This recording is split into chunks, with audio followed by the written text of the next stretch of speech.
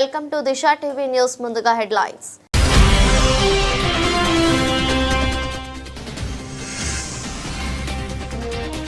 ముఖ్యమంత్రి రేవంత్ రెడ్డితో సమావేశమైన పర్యాటక శాఖ అధికారులు. తెలంగాణ టూరిజం పాలసీ పైన చర్చ.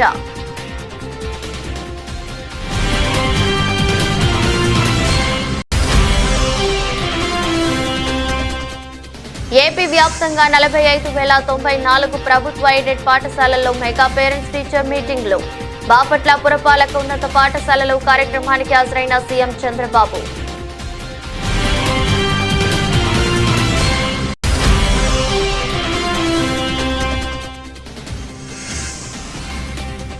ఏడాది పూర్తి చేసుకున్న కాంగ్రెస్ ప్రభుత్వం. ప్రజలందరికీ శుభాకాంక్షలు తెలిపిన మంత్రి పొన్నం ప్రభాకర్.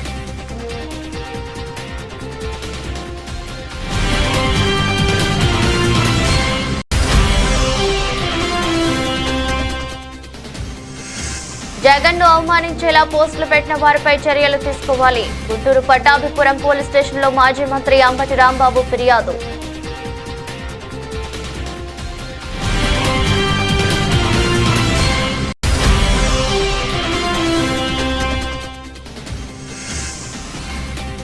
వెలమ వివాదంపై షాద్నగర్ ఎమ్మెల్యే వీర్లపల్లి శంకర్ క్లారిటీ. తప్పుగా భావిస్తే తన మాటలను ఉపసంహరించుకుంటున్నానని స్పష్టం.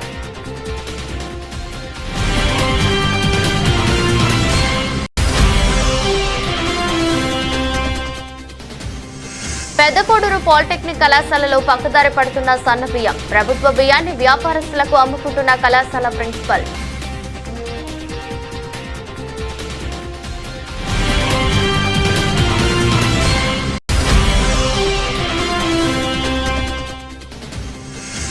ఏసీపీ నరేందర్ ఆధ్వర్యంలో కరీంనగర్ టౌన్ లో పోలీసుల special drive.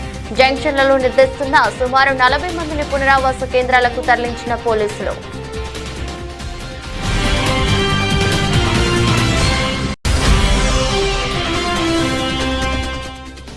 Shadnagar MLA Velama కులస్తులను కించపరుస్తూ మాట్లాడటాన్ని తీవ్రంగా వ్యతిరేకిస్తూ కేటీపీపీ ఉద్యోగుల నిరసన. వెంటనే క్షమాపణ చెప్పి మాటలను ఉపసంహరించుకోవాలని డిమాండ్. పర్యాటక శాఖ అధికారులు ముఖ్యమంత్రి రేవంత్ రెడ్డితో సమావేశమయ్యారు. తెలంగాణ టూరిజం పాలసీ పైన చర్చించారు. ఈ సమావేశంలో మంత్రి జూపల్లి కృష్ణారావు, ముఖ్యమంత్రి సలహాదారులు Vem Narender Reddy, tourism corporation chairman Patel Ramesh Reddy, tourism శాఖ కార్యదర్శి Smita Sabharwal, CMO OSD Vemula Srinivasulu, CM special secretary Ajith Reddy తదితరులు పాల్గొన్నారు.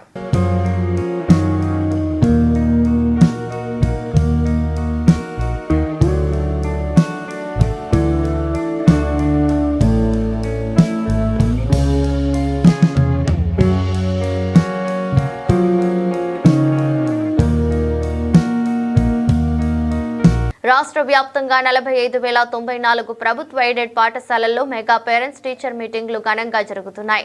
బాపట్ల పురపాలక ఉన్నత పాఠశాలలో కార్యక్రమానికి ముఖ్యమంత్రి చంద్రబాబు, విద్యాశాఖ మంత్రి లోకేష్ హాజరయ్యారు. పాఠశాల ఆవరణలో కలియ తిరుగుతూ తల్లిదండ్రులతో ముచ్చటించారు. వాళ్ళు పెద్దయి బాగా ప్రయోజకులైతే మిమ్మల్ని సరిగా చూసుకోవడమే కాకుండా వాళ్ళ జీవితాలు బాగుపడతాయి. వాళ్ళ కోసం మీరు కష్టపడుతున్నారు. అలాంటప్పుడు ఆ పిల్లల చదువు ఎట్లుంది? చదువు అనేది పెద్ద ఆస్తి. నాలెడ్జ్ ఎకానమీలో పిల్లలకు చదువు అనేది చాలా గొప్ప ఆస్తి. అది దాన్ని ఎంత పెంచితే అంత ఉపయోగపడుతుంది. మీకు దేశం అభివృద్ధి అవుతుంది, ఆదాయాలు పెరుగుతాయి.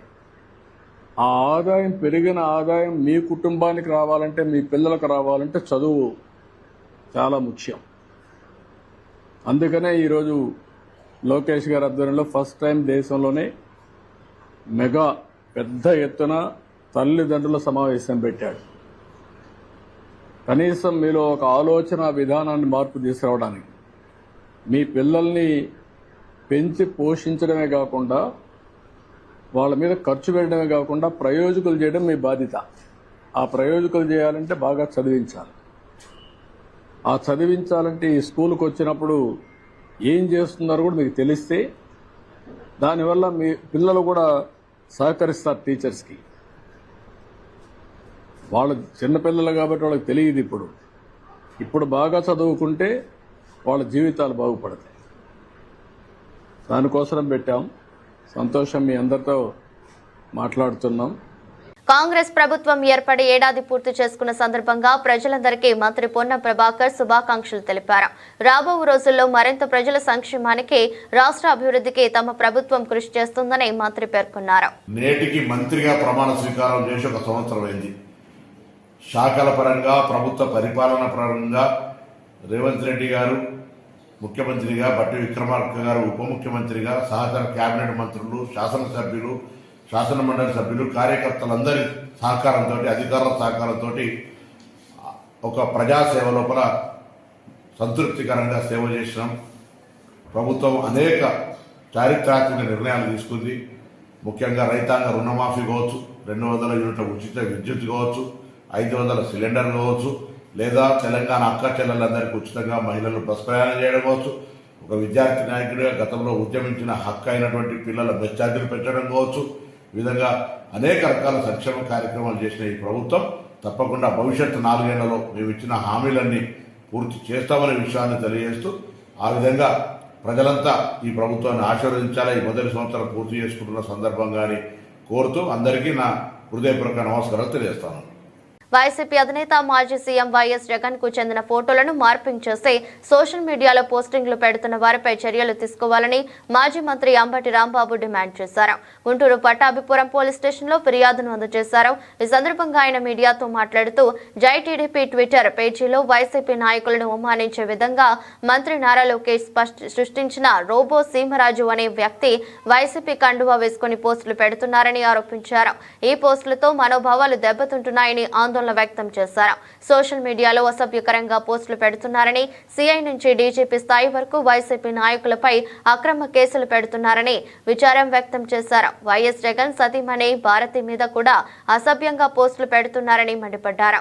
పోలీసులు సరైన చర్యలు తీసుకోకపోతే ప్రైవేటు కేసులు వేస్తామని, అవసరమైతే సుప్రీంకోర్టు వరకు వెళ్తామని హెచ్చరించారు.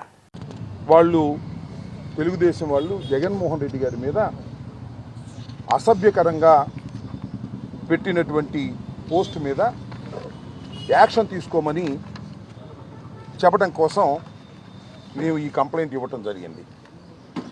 దానిలో చూడండి, ఇదిగో తెలుగుదేశం పార్టీ జై టీడీపీ అనేది ఇది వాళ్ళు అఫీషియల్ ట్విట్టర్లో అఫీషియల్ పేజీలో దీన్ని పెట్టారు. పెట్టిన తర్వాత దీన్ని నేను పోస్ట్ చేస్తూ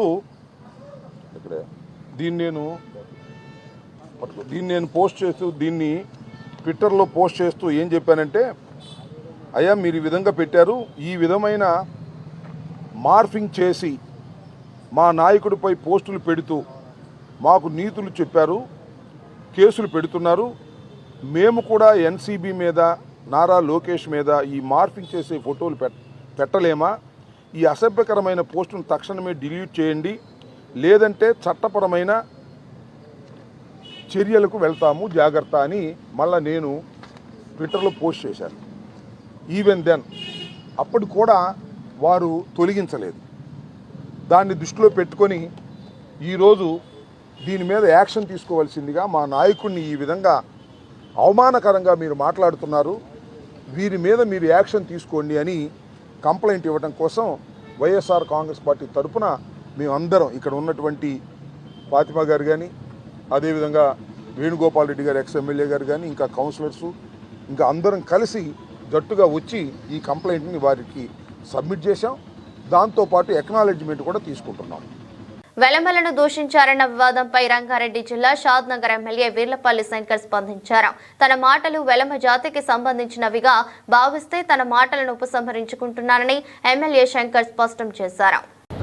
గత 10 నెలల నుంచి రాష్ట్ర ప్రభుత్వం మీద అవాకులు చివాకులు, 10 సంవత్సరాలు విచ్చలవిడిగా నియంత్రితంగా కుటుంబ పాలన, దుర్మార్గం, అవినీతి చేసిన కుటుంబాన్ని 15 రోజుల క్రిందట నేను కూడా కొడంగల్ ఇష్యూ వచ్చినప్పుడు వాస్తవానికి సామాజికంగా అనుగుదొక్కుతా ఉన్నది ఆ యొక్క కల్వకుట్ల కుటుంబం. కాబట్టి నేను అన్ని విషయాలు మాట్లాడుకుంటూ ఆ కుటుంబాన్ని, వెల్మ కుటుంబాన్ని అనే వర్డ్ వాళ్లకు వర్తించే విధంగా అనుకున్నా కానీ ఇట్లా మన వెల్మోళ్ళందరూ కూడా వాళ్ళని ఉద్దేశించి పర్సనల్ గా వాళ్ళని కించపరిచినట్లు కాదు.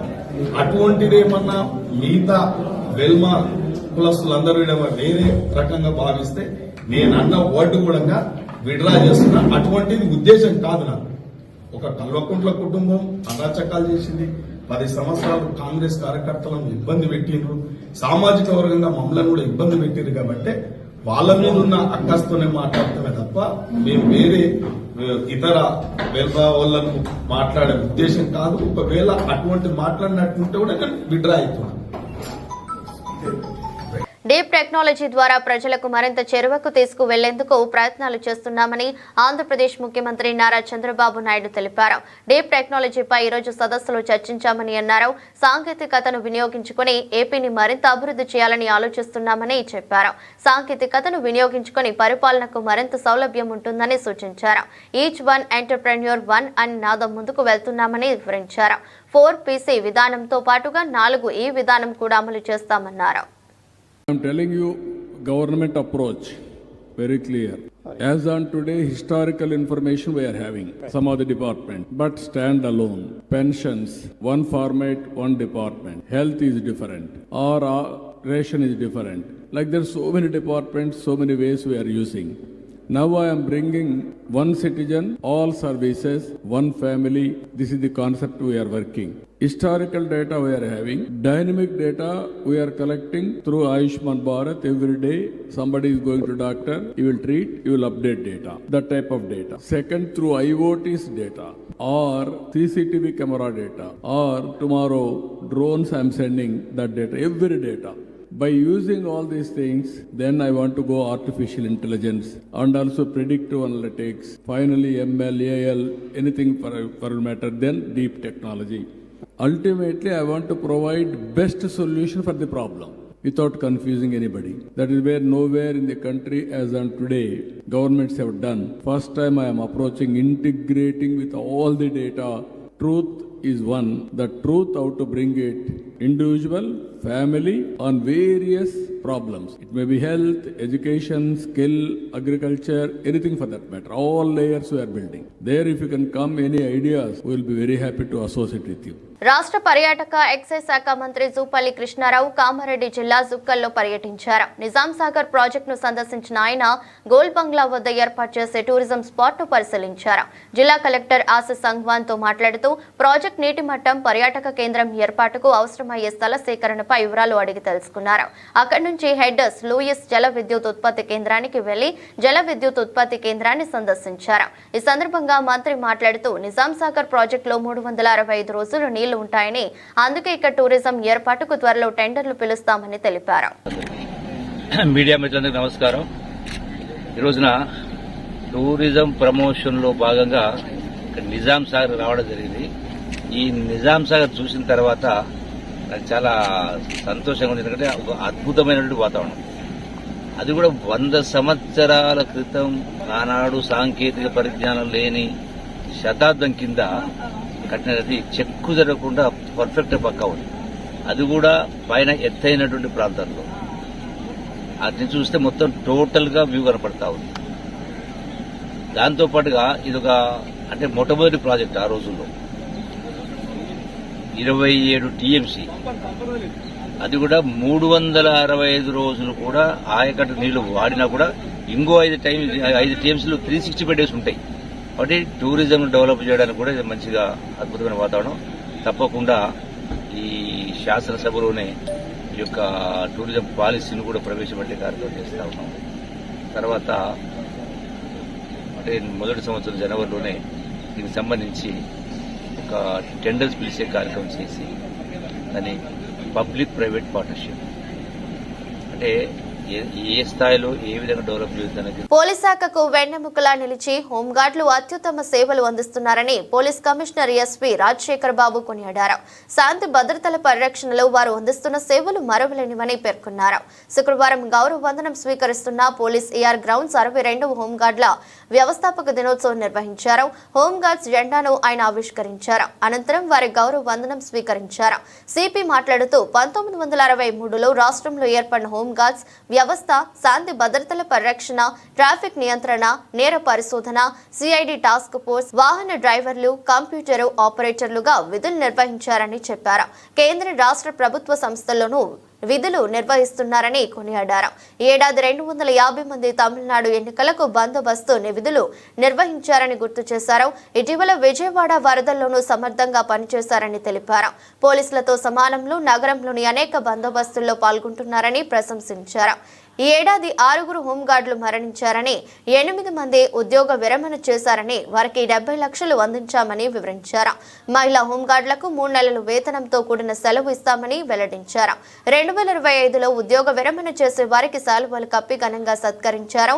కనువిందైన పరేడ్ నిర్వహించిన మొదటి కాంటింజెంట్ ను సిపి అభినందించారు. మహాత్మా గాంధీ రోడ్డులో హోంగార్డులు కవాతు నిర్వహించారు. కార్యక్రమంలో డీసీపీలు Gautamishali, Udayarani, Krishnamurthy Naidu, SVD Prasad, home guards commandant T Anandababu, ఏడీసీపీలు జి రామకృష్ణ, ఏసీపీలు తదితరులు పాల్గొన్నారు. ఆంధ్రప్రదేశ్లో మొట్టమొదటిగా విజయవాడ నగరంలో ఈ హోంగార్డ్ వ్యవస్థ ప్రారంభించబడింది. ఈ వ్యవస్థ ఆవిర్భవించి ఇప్పటికీ 62 సంవత్సరాలు పూర్తి చేసుకోవడం జరిగింది. ప్రస్తుతము గౌరవ వేతనంగా హోంగార్డులకి రోజువారీ వేతనం 710 రూపాయలు పొందుతున్నారు. అయితే రాష్ట్ర ప్రభుత్వ సంస్థల్లో డెప్యుటేషన్పై పనిచేసే వారికి రోజువారీ వేతనం 735 రూపాయల చొప్పున, అదేవిధంగా కేంద్ర ప్రభుత్వ సంస్థల్లో పనిచేసే వారికి రోజువారీ వేతనం 760 రూపాయల చొప్పున చెల్లించడం జరుగుతోంది. మన విజయవాడ సిటీలో ఎన్టీఆర్ పోలీస్ కమిషనరేట్ మొత్తం 998 మంది హోంగార్డు ఉండగా వీరు శాంతి భద్రతల పరిరక్షణ, ట్రాఫిక్ నియంత్రణ, క్రైమ్ నియంత్రణ, సిఐడి టాస్క్ ఫోర్స్, పోలీస్ అంతర్గత భద్రత, పోలీస్ వాహనాల డ్రైవర్లు, అదేవిధంగా కంప్యూటర్ ఆపరేటర్గా పనిచేస్తూ మరోవైపున కేంద్ర రాష్ట్ర ప్రభుత్వ సంస్థల భద్రత కొరకు అనేక టెక్నికల్ జాగ్రత్తలందరూ కూడా వీరు పనిచేస్తున్నారు. అగ్ని ప్రమాదాలు, వరదలు, కోవిడ్ వంటి అత్యవసర విపత్కర పరిస్థితి ఏర్పడినప్పుడు విధులు నిర్వహించడం, మత సామ్రాజ్యాన్ని కాపాడడం, ఆర్థిక సామాజిక సంక్షేమ కార్యక్రమాల్లో పాల్పంచుకోవడం ఇవన్నీ హోంగార్డు విధుల్లో భాగం. మన విజయవాడ సిటీ పరిధిలో విఐపి బందోబస్తులు, దసరా నవరాత్రులు, మేరీమాత ఉత్సవాలు, భవానీ దీక్షలు లాంటి బందోబస్తులు, ఇతర ప్రభుత్వ కార్యక్రమాలు, night beats, day beats, communication విభాగాల్లో వీరు సమర్థవంతంగా విధులు నిర్వహిస్తున్నారు. అంతేకాక ఈ సంవత్సరంలో తమిళనాడు రాష్ట్ర జనరల్ ఎలక్షన్కి 250 మంది హోంగార్డ్స్ మరియు ఆంధ్రప్రదేశ్ రాష్ట్ర జనరల్ ఎలక్షన్కి హాజరై సమర్థవంతంగా విధులు నిర్వహించారు. మరియు ఈ సంవత్సరం సెప్టెంబర్ నెలలో విజయవాడలో ఆకస్మికంగా వచ్చిన వరదల్లో 330 మంది హోంగార్డులు వరదల్లో చిక్కుకుని ఉన్న వారి విధులను షాద్నగర్ ఎమ్మెల్యే వీర్లపల్లి శంకర్ వెలమ కులస్తులను కించపరుస్తూ మాట్లాడటాన్ని తీవ్రంగా వ్యతిరేకిస్తున్నట్టు వెలమ సామాజిక వర్గానికి చెందిన జయశంకర్ భూపాలపల్లి జిల్లా కేటీపీపీ ఉద్యోగులు నిరసన తెలిపారు. వెంటనే ఎమ్మెల్యే శంకర్ వెలమ కులస్తులకు క్షమాపణ చెప్పి మాటలను ఉపసంహరించుకోవాలని డిమాండ్ చేశారు. ఈ సందర్భంగా మాట్లాడుతూ తమ రాజకీయ ప్రత్యర్థులను ఎదుర్కోవాల్సిన ఉద్దేశం ఉంటే మీరు ఈ రాజకీయ చదరంగంలోనే కొట్లాడాలి తప్ప ఆ సామాజిక వర్గాన్ని మొత్తం కించపరుస్తూ మాట్లాడటం కరెక్ట్ కాదని హెచ్చరించారు. ఏదైతే షాద్నగర్ ఎమ్మెల్యే వీర్లపల్లి శంకర్ గారు విల్వ సామాజిక వర్గం పట్ల చేసినటువంటి అనుచిత వ్యాఖ్యలను ఖండిస్తూ ఈరోజు కేటీపీపీ అందు విల్మ విద్యుత్ ఉద్యోగులందరూ తీవ్ర నిరసన తెలియడం జరుగుతుంది.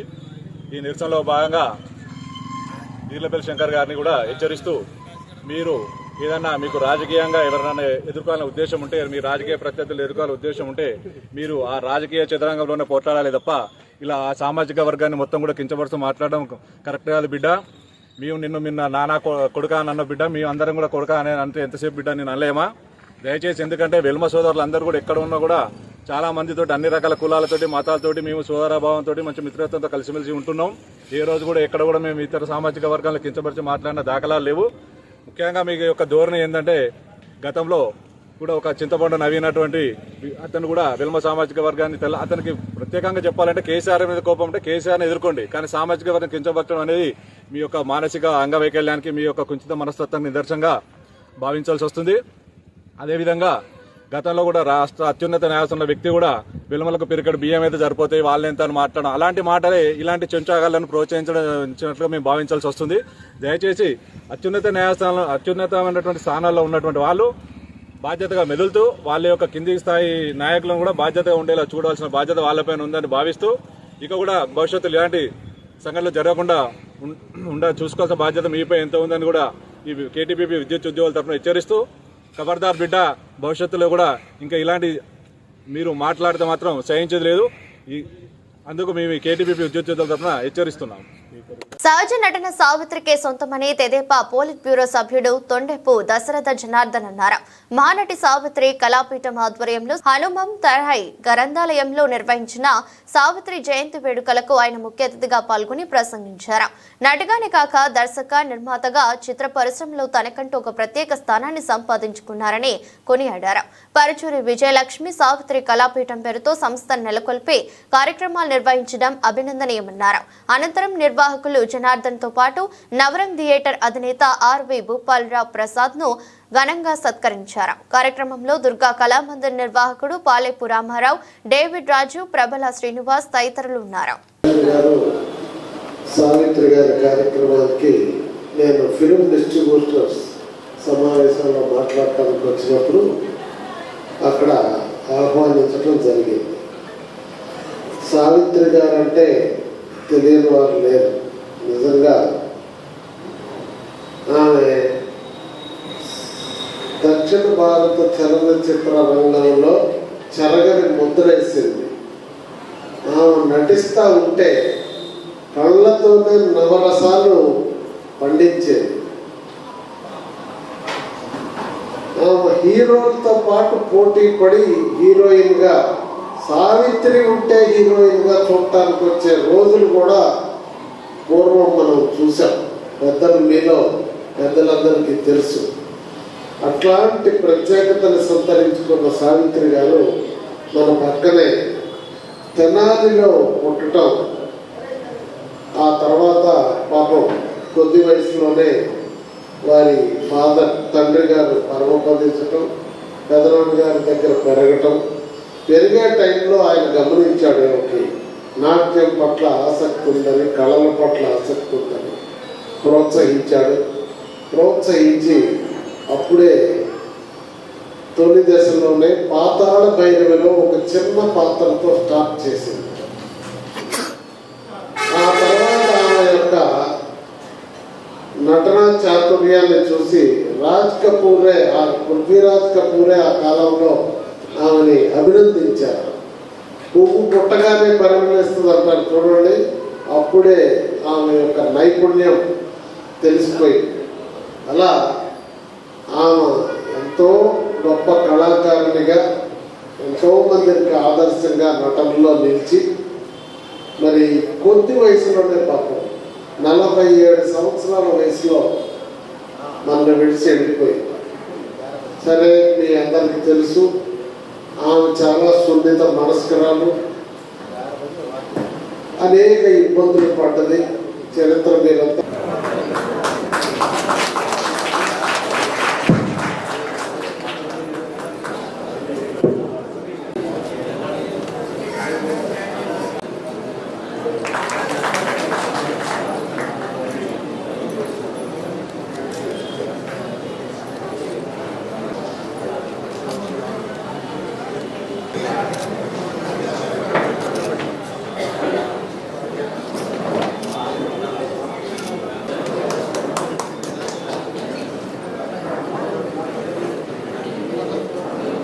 విద్యార్థుల కడుపు నింపేందుకు ప్రభుత్వం పంపిన సన్న బియ్యం పక్కదారి పడుతున్న సంఘటన సిద్దిపేట జిల్లా చిన్న కోడూరు మండలం పెద్ద కోడూరు పాలిటెక్నిక్ కళాశాలలో చోటు చేసుకుంది.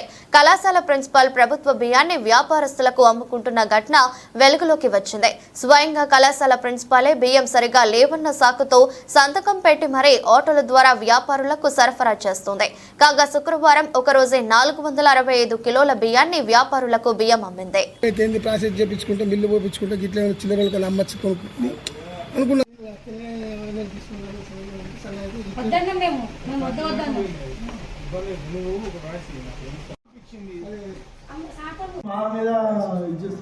చేయకూడదు అంటే మేము నెక్స్ట్ టైం నుండి చేయకూడదు. అది తెలియదు, నాకు ఐడియా లేదు. నేను ఇక్కడ ఫస్ట్ టైం వచ్చాను.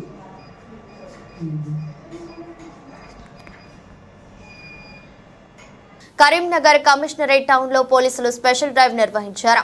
నగరంలో నిర్వహించిన ఈ డ్రైవ్ లో భాగంగా రాత్రి సమయాల్లో రోడ్లు, జంక్షన్ల వద్ద నిద్రిస్తున్న నిరాశ్రయులని గుర్తించి అనుమానాస్పదంగా తిరిగే వారిని పోర్టబుల్ ఫింగర్ ప్రింట్ డివైస్ ద్వారా తనిఖీ చేశారు. అనంతరం వారిని మున్సిపాలిటీ పునరావాస కేంద్రాలకు తరలించారు. ఏసీపీ నరేందర్ ఆధ్వర్యంలో బస్టాండ్ ఏరియా, వన్ టౌన్ ఏరియాలో స్పెషల్ డ్రైవ్ నిర్వహించిన పోలీసులు ఆయా ప్రాంతాల్లోని జంక్షన్లలో రాత్రి సమయంలో నిద్రిస్తున్న సుమారు 40 మందిని పునరావాస కేంద్రాలకు తరలించారు.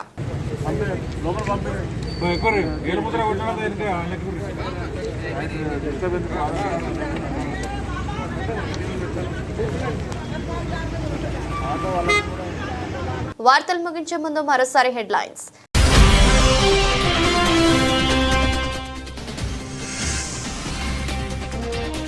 ముఖ్యమంత్రి రేవంత్ రెడ్డితో సమావేశమైన పర్యాటక శాఖ అధికారులు. తెలంగాణ టూరిజం పాలసీ పైన చర్చ.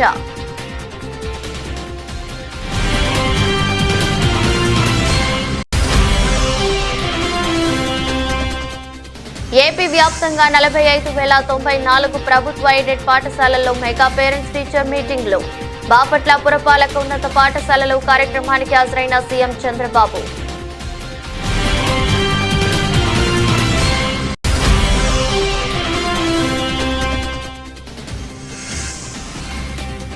ఏడాది పూర్తి చేసుకున్న కాంగ్రెస్ ప్రభుత్వం. ప్రజలందరికీ శుభాకాంక్షలు తెలిపిన మంత్రి పొన్నం ప్రభాకర్.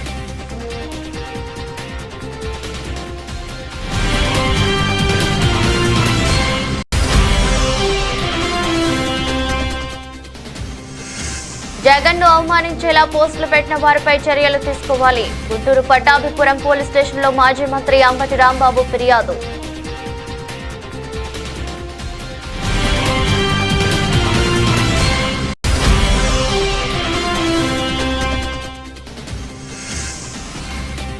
వెల్లమ వివాదంపై షాద్నగర్ ఎమ్మెల్యే వీర్లపల్లి శంకర్ క్లారిటీ. తప్పుగా భావిస్తే తన మాటలను ఉపసంహరించుకుంటున్నానని స్పష్టం.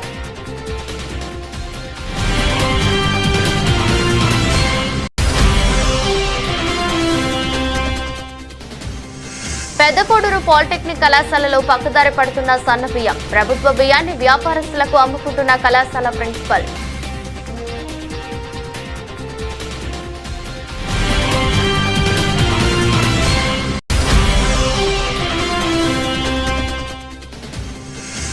ఏసీపీ నరేందర్ ఆధ్వర్యంలో కరీంనగర్ టౌన్ లో పోలీసుల స్పెషల్ డ్రైవ్. జంక్షన్లలో నిర్దేశిస్తున్న సుమారు 40 మందిని పునరావాస కేంద్రాలకు తరలించిన పోలీసులు.